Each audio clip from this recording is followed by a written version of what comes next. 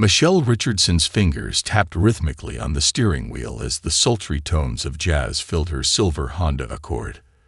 The digital clock on her dashboard read 11:42 p.m., marking the end of another successful night shift at Memorial Hospital. Her mind drifted to her last patient of the night, a grandfather who'd arrived in critical condition and was now stabilized, thanks to her quick thinking and 20 years of cardiac nursing experience. The streets of Hampton Heights were quiet, decorated by the warm glow of street lamps and the occasional neon sign from late-night establishments. Michelle adjusted her navy blue scrubs, still crisp despite the intensive 12-hour shift. Her usual route home took her through the historic district, where colonial-style houses stood as silent sentinels under the moonlit sky. At the intersection of Maple and Fifth, Michelle came to a complete stop, just as she had done thousands of times before. She checked both ways, a habit ingrained from years of careful driving that had earned her a perfect record. The scent of blooming jasmine drifted through her partially opened window, a sweet reminder that spring had finally arrived. 2 blocks later, blue and red lights suddenly erupted in her rearview mirror. Michelle's heart rate quickened, though she knew she had done nothing wrong. Following procedure, she signaled and pulled over to the curb, positioning her car safely away from the main road. Her hands moved to the 10 and 2 positions on the steering wheel as she waited, breathing steadily to remain calm. The beam of a flashlight swept through her car before settling on her face. Officer James Barrett, as his nameplate would later reveal, approached with measured steps. Michelle noticed his hand resting tensely on his belt, though she couldn't understand why. She was still in her scrubs, her hospital ID badge clearly visible. "License and registration," he demanded, his tone clipped and harsh against the quiet night air. "Of course, officer," Michelle responded professionally, reaching slowly for her glove compartment. "May I ask why I'm being stopped?" "You ran the stop sign at Maple and Fifth." His words fell like stones in the space between them. Michelle's brow furrowed in confusion. "Sir, I'm certain I made a complete stop. I always do, especially at that intersection." The officer's posture stiffened. "Are you saying I'm lying, ma'am?" "No, sir," Michelle replied, maintaining her composure despite her rising anxiety. "I'm simply stating what I know to be true. I've driven this route home from the hospital for 15 years. Officer Barrett's jaw tightened as he examined her documents under the harsh beam of his flashlight. The next 20 minutes unfolded like a slow-motion nightmare as he returned to his patrol car, leaving Michelle alone with her thoughts and the now silent radio. When he finally returned, he carried not 1 ticket, but 3: failure to stop, improper display of registration, though her tags were clearly visible, and failure to maintain proper respect for an officer. As Michelle held the citations in her trembling hands, the total amount swam before her eyes. $875. Her mind immediately went to her daughter Jessica's college fund, where every spare dollar was carefully saved. The officer's final words barely registered as he walked away. "You have 30 days to pay or appear in court." The jazz station had long since turned to static, but Michelle sat motionless for several minutes after the patrol car disappeared around the corner. Finally, she took a deep breath, started her engine, and drove home, unaware that this night would become the catalyst for a journey that would change not only her life, but her entire community. The morning sun streamed through Michelle's kitchen window, illuminating the scattered papers across her oak dining table. The Yale acceptance letter seemed to gleam from its place of honor on the refrigerator, held by a magnet from Jessica's first science fair victory. Michelle traced her fingers over the embossed university logo, remembering her daughter's tears of joy when the envelope arrived just 2 weeks ago. "Mom, you're going to wear out that letter," Jessica teased, padding into the kitchen in her favorite worn MIT sweatshirt, a thrift store find she refused to part with. Her dark curls were piled messily atop her head, a pencil stuck through the bun. Even on summer break, she maintained her habit of early rising, a trait she'd inherited from her mother. Michelle managed a smile, though her mind was still swooning with numbers. The citations from last night lay spread before her, alongside her carefully maintained budget spreadsheet. Every dollar had its purpose: mortgage, utilities, groceries, and most importantly, the college fund she'd been building since Jessica was born. "Just admiring my genius daughter's accomplishments," Michelle replied, closing her laptop where she'd been researching traffic court procedures. "How's the summer research project coming along?" Jessica launched into an enthusiastic explanation about her remote internship with a climate science lab, but stopped mid-sentence when she noticed the tickets on the table. "Mom, what are these?" Michelle's hand instinctively moved to cover the papers, but she stopped herself. She'd always been honest with her daughter. "I got pulled over last night after my shift. The fines are substantial." Jessica picked up one of the citations, her eyes widening at the amount. $875. "For what?" "You're the most careful driver I know." "That's what savings are for, sweetheart," Michelle said, trying to sound more confident than she felt. "Don't worry about it." But Jessica was already pulling up a chair, her young face set with determination. "Let me help.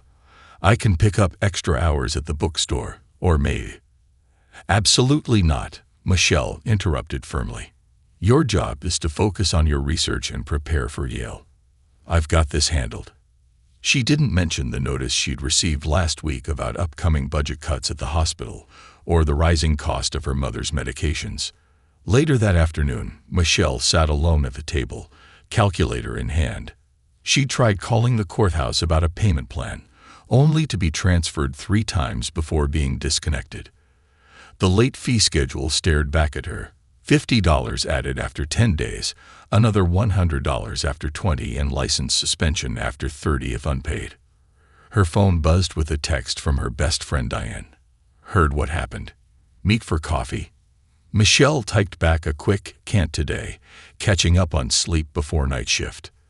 The truth was, she couldn't bear to discuss it yet, couldn't voice her growing fear that one traffic stop might derail years of careful planning. She opened her banking app, staring at the numbers that had once seemed so secure. The college fund she built through extra shifts and careful budgeting now felt frighteningly vulnerable. Moving some money would cover the fines, but it would leave no buffer for emergencies, no safety net for the unexpected. Michelle closed her eyes, remembering her own mother's words, "Sometimes the right path is the hardest one." The citation for failure to maintain proper respect seemed to mock her from the table. Opening her laptop again, she began typing. "Request for traffic court hearing." Her finger hovered over the submit button as Jessica's voice drifted down from upstairs, humming their favorite Nina Simone song. Michelle clicked, her spine straightening with resolve. Some things were worth fighting for. The county courthouse loomed before Michelle, its limestone facade gleaming in the morning sun. She adjusted her charcoal gray blazer, a power suit she normally reserved for hospital board meetings, and climbed the worn marble steps, her heels clicking against stone that had witnessed decades of justice and injustice alike. Inside, the air conditioning hit her like a wall, a sharp contrast to the July heat outside. The traffic court corridor buzzed with nervous energy as people shuffled through security, clutching papers and whispering among themselves. Michelle took her place in line, observing the scene before her with a nurse's trained eye for detail. A young mother struggled to quiet her baby while simultaneously filling out forms. An elderly gentleman in a pressed suit kept checking his watch, worry lines deepening on his forehead. A teenager in his McDonald's uniform fidgeted, clearly anxious about missing work. Michelle noticed something they all shared: the same look of uncertainty, the same manila envelopes containing citations.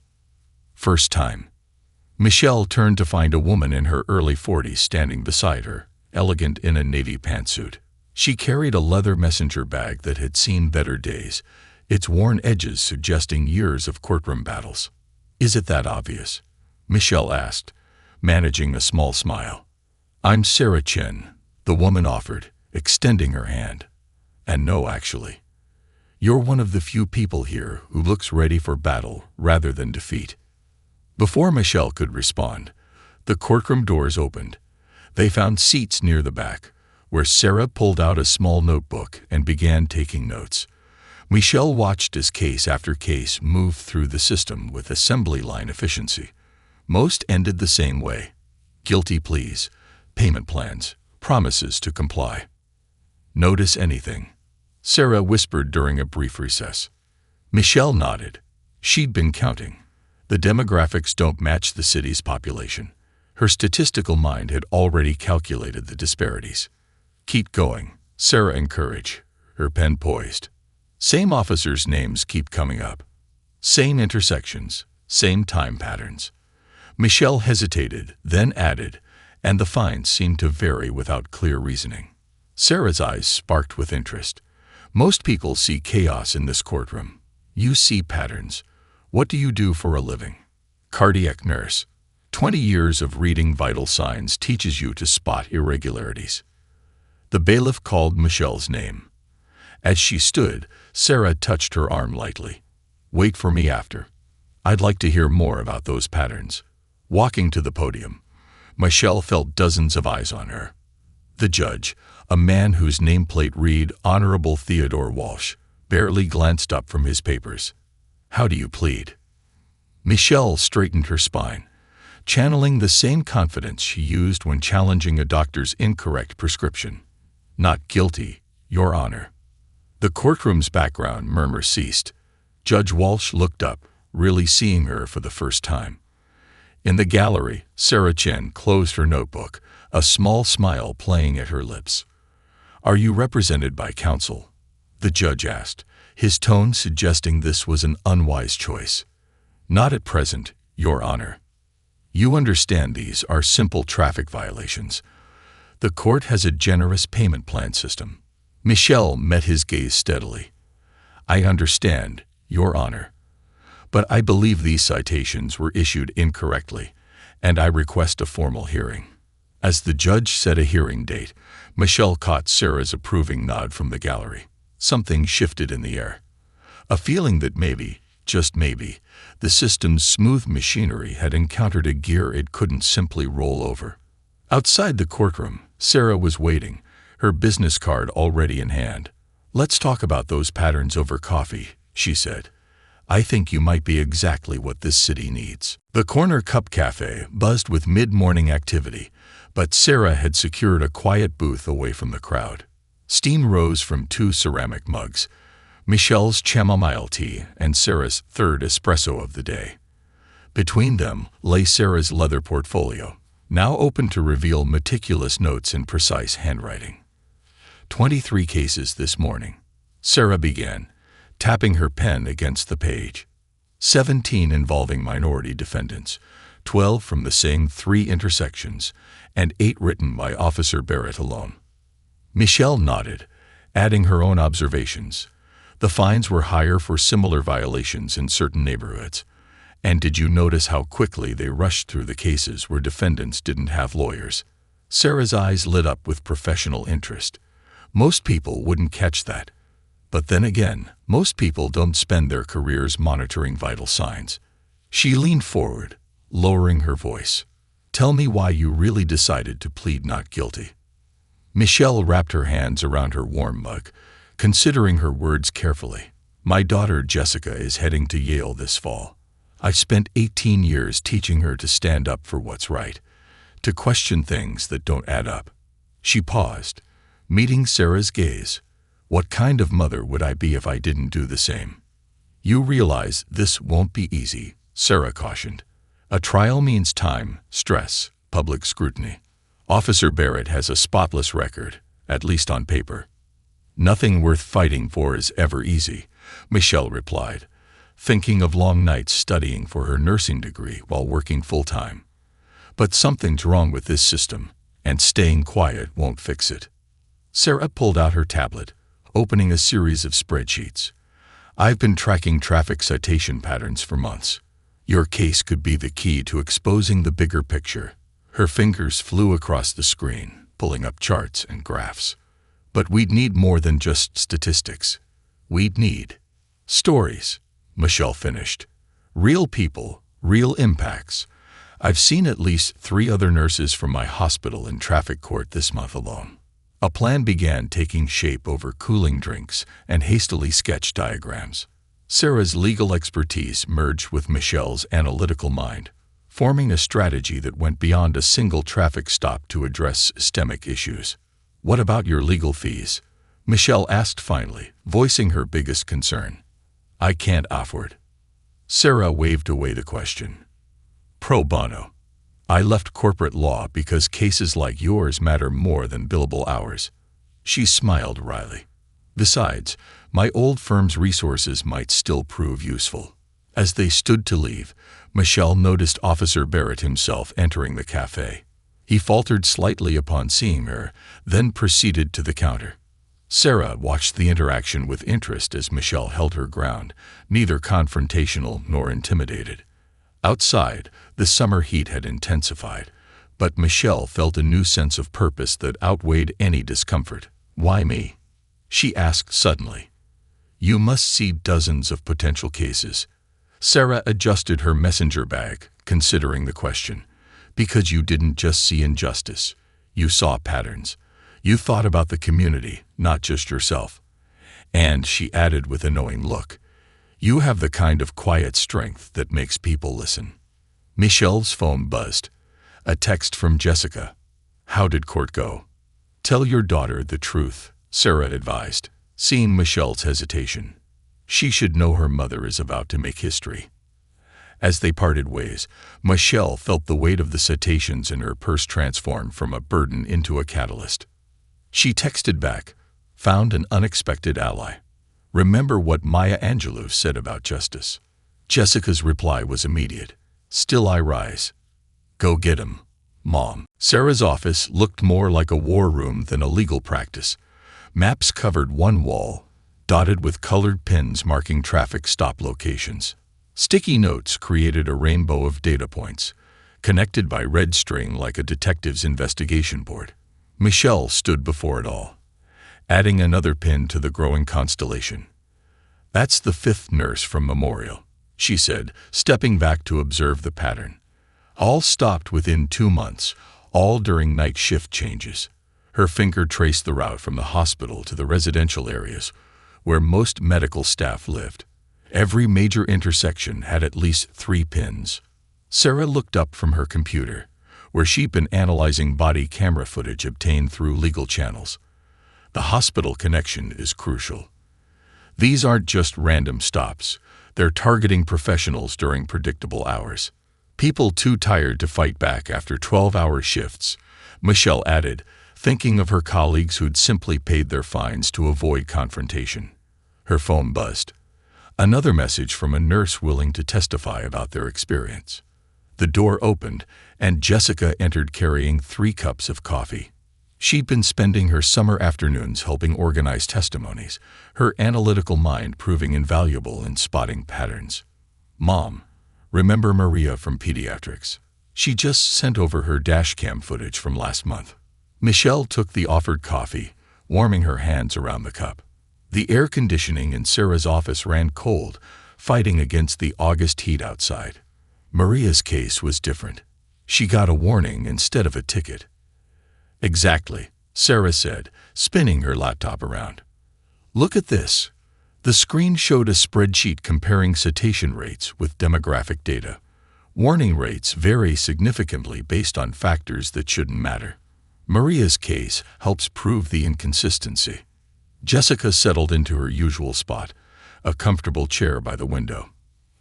"I've been running the numbers through the statistical analysis program we use in my research lab. The probability of these patterns occurring randomly is practically 0. Michelle felt a surge of pride. Her daughter had inherited her love for uncovering truth through data. But beneath the pride lay worry. Since they'd begun building their case, she'd noticed more patrol cars in her neighborhood.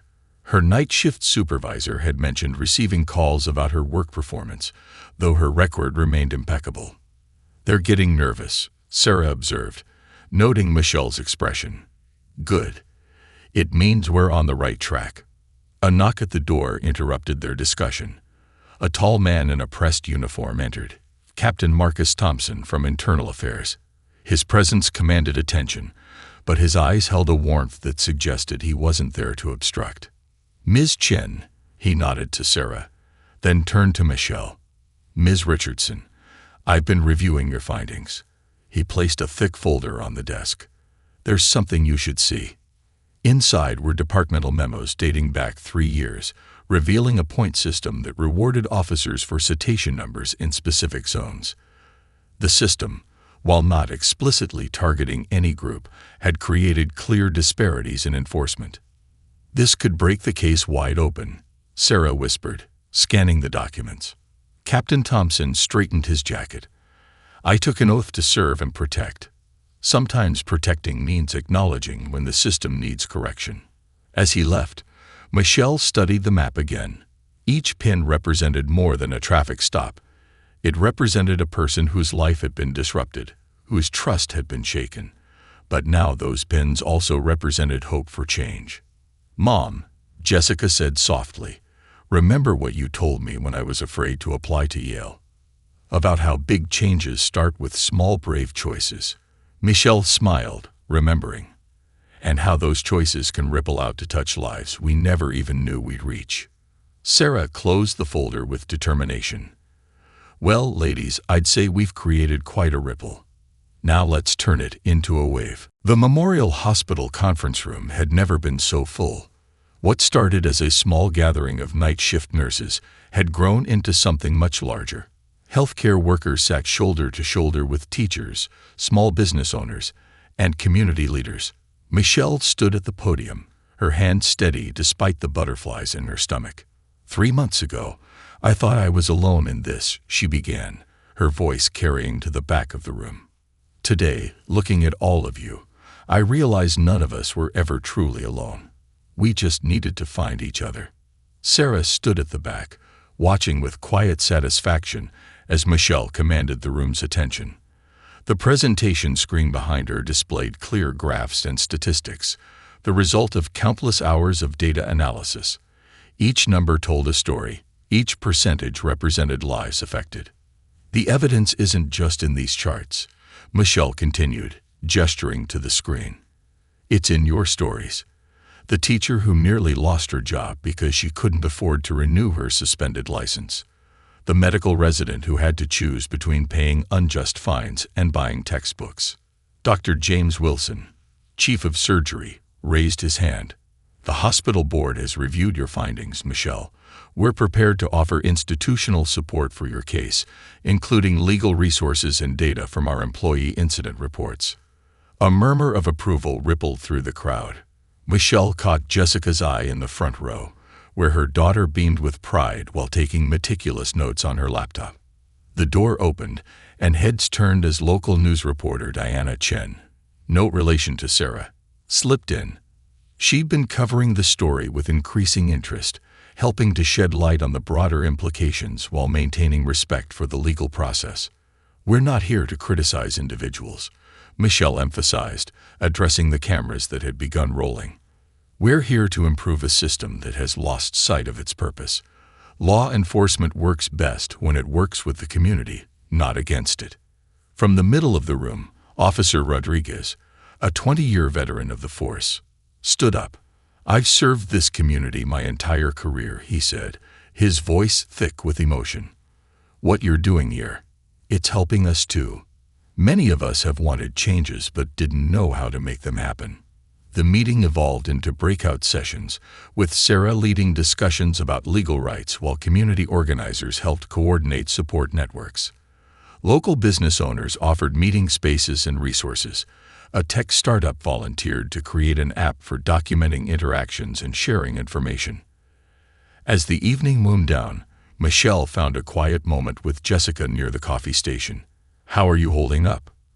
her daughter asked, passing her a fresh cup. "I saw you skipped dinner again." "I'm fine," Michelle assured her, though exhaustion pulled at her shoulders. Between full nursing shifts, case preparation, and community meetings, sleep had become a luxury. "Ms. Richardson." A young woman approached hesitantly.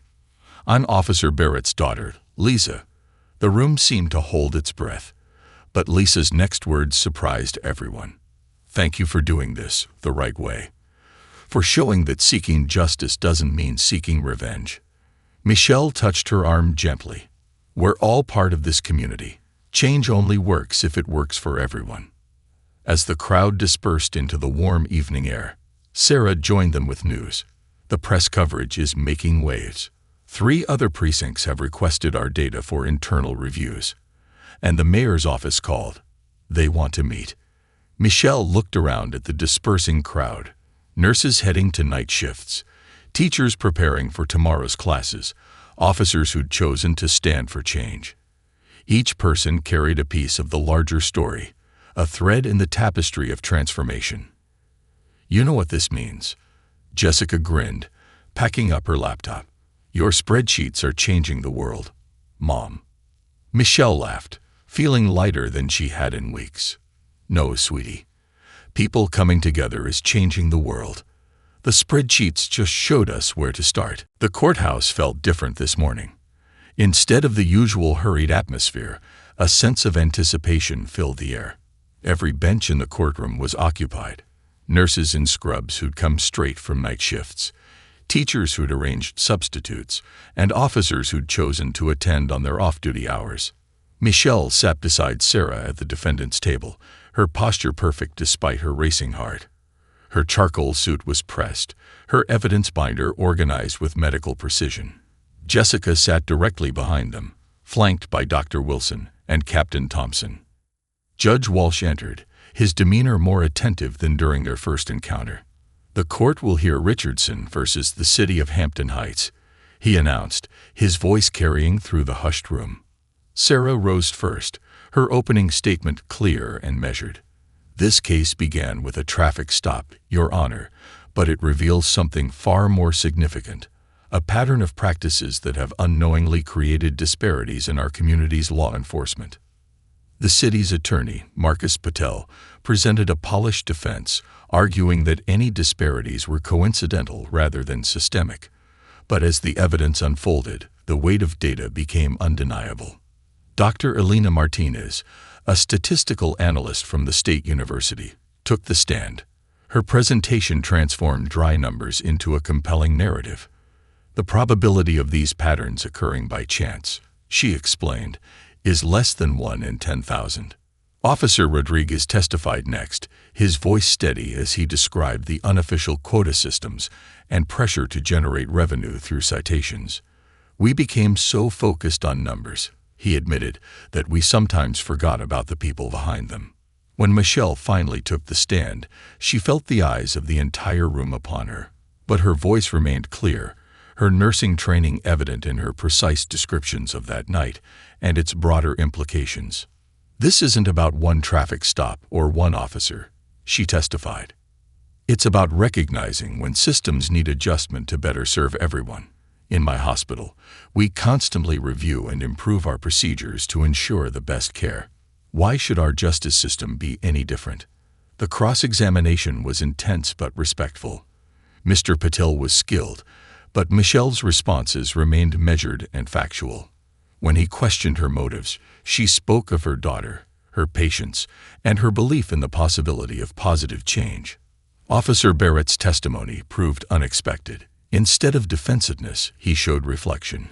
20 years on the force," he said, "and sometimes you follow patterns without questioning them. This case, it made me think about why I became an officer in the first place, to help people, not to meet quotas."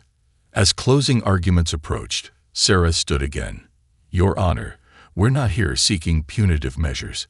We're requesting a review of enforcement policies, implementation of new training programs, and establishment of community oversight boards to ensure fair practices." The tension in the courtroom was palpable as Judge Walsh prepared to deliver his ruling. Michelle felt Jessica's hand squeeze her shoulder from behind.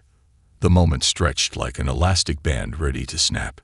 "This court finds," Judge Walsh began, his voice carrying weight, "that the evidence presented demonstrates a clear need for systemic review and reform." He detailed a series of required changes, including policy reviews, training updates, and the creation of a citizen advisory board.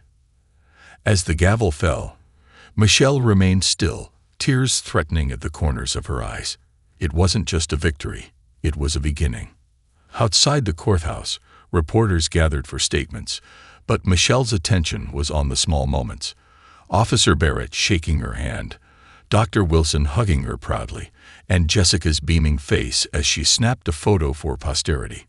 "Mom," Jessica whispered, "you did it." Michelle smiled, embracing her daughter. "No, sweetheart. We did it. All of us, together." 6 months after the verdict, Michelle stood at the podium of Hampton Heights Community Center, addressing the first graduating class of the newly established Police Community Partnership Program. The room buzzed with energy as officers and residents sat side by side, certificates of completion laid carefully on their laps. "When I first received those traffic citations," Michelle began, adjusting the microphone, "I never imagined it would lead to this moment. But sometimes the smallest pebble creates the largest ripples." The changes had come steadily over the past months. The police department had implemented new training protocols, focusing on community engagement rather than citation numbers. Officer Barrett, surprisingly, had become one of the program's strongest advocates, sharing his own journey of transformation with each new class. In the audience, Sarah sat next to Jessica, home from her first semester at Yale.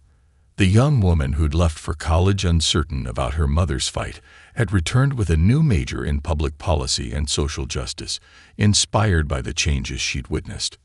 "Our success isn't measured in statistics," Michelle continued, gesturing to the presentation screen behind her.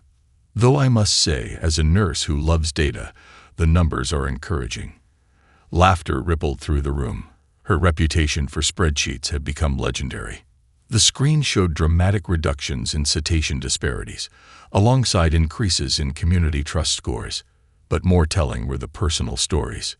The officer who'd started a youth mentorship program, the community members who now attended police academy graduations, the lasting friendships formed across previous divides.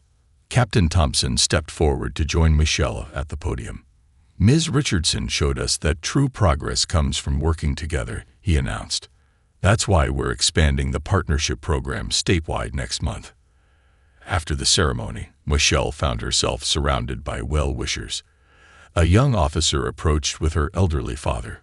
"He refused to drive for years, feared being stopped," she explained. "Now he feels safe again. Thank you." Dr. Wilson appeared with news from the hospital board. They were implementing a transportation assistance program for night shift workers, inspired by the issues revealed during the case. "Your advocacy reached far beyond the legal system, Michelle," he beamed. Later that evening, Michelle, Jessica, and Sarah gathered at the Corner Cup Cafe, the same spot where their partnership had begun. The owner, Mr. Chen, insisted on serving them personally, proudly showing off the community meeting space he'd created in the back room. "Mom, show her," Jessica nudged excitedly. Michelle pulled out a letter from her bag, sliding it across to Sarah. The Yale Law School logo gleamed at the top. They wanted Michelle to speak at their annual Public Interest Law Symposium. "From traffic court to Yale Law," Sarah grinned. "Though I'm not surprised. You always had a way of making people listen." Michelle touched the letter thoughtfully. "I keep thinking about that first morning in court, how alone everyone looked. Now, look at us." Through the cafe window, they could see the newly installed community board where Officer Rodriguez posted regular updates about police initiatives. Next door, the tech startup that had volunteered their services had grown into a successful civic engagement platform. Sometimes, Jessica mused, stirring her coffee, justice isn't about winning or losing. It's about showing people how to work together. Michelle watched a patrol car stop outside, the officer waving warmly to pedestrians as she walked into the cafe for her regular community meet and greet session. The sight would have caused anxiety months ago. Now it represented hope. "You know what the best part is," Michelle said softly. "Every person in this story, from Officer Barrett to Judge Walsh, chose to be part of the solution. That's how real change happens, one choice, one person, one moment at a time." The setting sun painted the cafe in warm hues, a gentle reminder that even the longest days eventually lead to new dawns. And in Hampton Heights, this dawn carried the promise of a community transformed not by conflict, but by courage, understanding, and the simple power of people choosing to rise together.